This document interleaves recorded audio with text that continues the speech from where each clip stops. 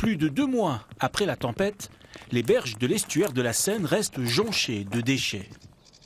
Cette zone, interdite au public, s'appelle le reposoir sur dunes. Elle est réservée aux oiseaux.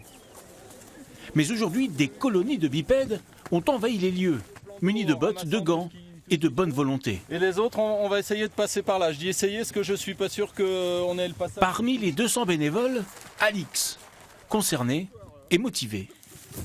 Pour aider les oiseaux, pour qui sont pas morts, pour les aider, qu'ils fassent leur nid par exemple. Avec sa maman, elles n'ont pas hésité à se lever tôt pour remplir les sacs.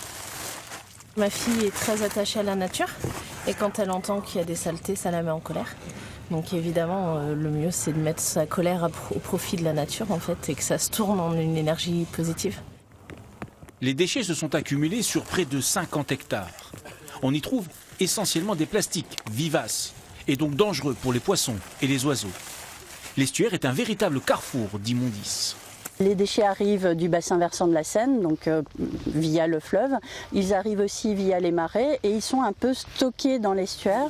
Ils restent là, ils vont d'une berge à une autre, ils remontent l'estuaire en fonction de la force des marées. Mais grosso modo, on est un système de piège. Confirmation par l'exemple, avec cette bouteille baguée pour tracer sa transhumance. On s'est aperçu que quand les déchets se déposent sur les rives de Seine, ils ne repartent plus. Pour preuve, c'est une bouteille qu'on a lâchée en février 2007. Qui a été lâchée au pied du pont de Normandie et qu'on a retrouvée sur la dune juste derrière nous. Donc la bouteille elle a actuellement 10 ans de sédimentation dans l'estuaire. Des centaines de sacs ont été collectés jusqu'à la mi-journée. Et malgré cela, tout n'a pas pu être ramassé.